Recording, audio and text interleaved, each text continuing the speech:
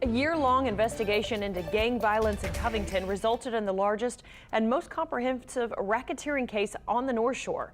St. Tammany District Attorney Warren Montgomery says 18 people have been arrested on 47 charges, including attempted murder, drive-by shootings, rape, and other violent crimes.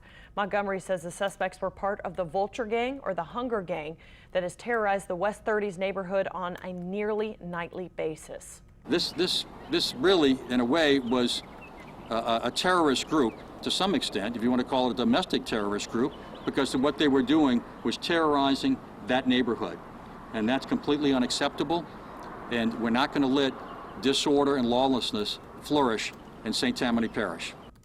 Officials say the suspects threatened some of their victims via rap songs that members of the group would post on YouTube with hopes of becoming infamous.